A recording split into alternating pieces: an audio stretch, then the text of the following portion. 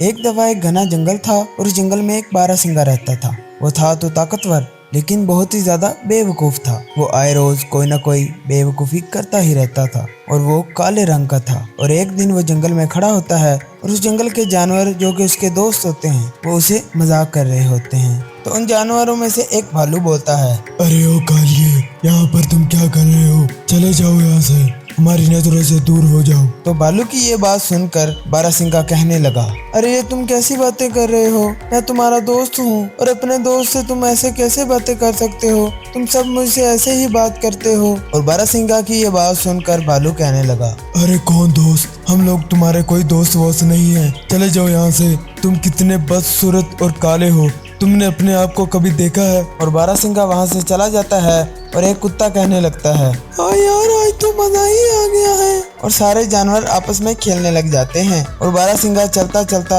जंगल में एक राक्षस रहता था उसके पास चला जाता है और उसे देखकर राक्षस कहता है, अरे वाह आज तो शिकार मेरी तरफ खुद ही आ रहा है, आज तो मजा ही आ जाएगा।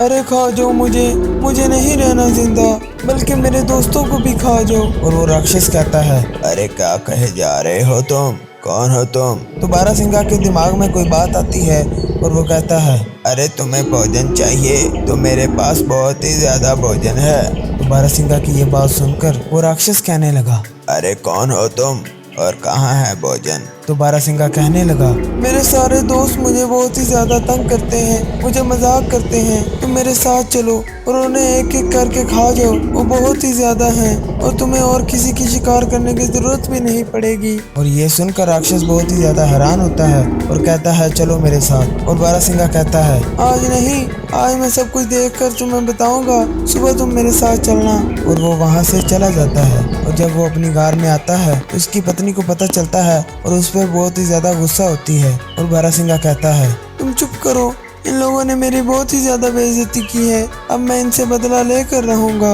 और दूसरे दिन वो उस राक्षस के पास जाता है और उसे जाकर कहता है, राक्षस चलो मेरे साथ। और वो राक्षस उसके साथ चल पड़ता है और जब वो उन जानवरों के पास पहुंचता है तब उस राक्षस से कहता है, अरे तुम यहीं पर खड़े हो जाओ, मैं जब तुम्हें इशारा करूं तुम वहां पर आ जाना। और खुद वो उन जानवरों के पास चला जाता है और उनमें से एक गोरिल्ला बोलने लगता है, अरे तुम फिर आ गए, कल वाली बातें तुम भूल गए क्या? हमने तुम्हें कहा है ना कि हम तुमसे दोस्ती नहीं करना चाहते। और जानवर से कहता है, अरे देखो देखो, इसकी शक्ल देखो जरा। तो उन जानवर की बातें सुनकर बारहसिंगा कहने लगा, अरे हंस लो, जितना ज्यादा हंसना है हंस लो, आज के बाद तुम लोग हंस नहीं पाओगे। और उस राक्षस से कहता है कि आ जाओ।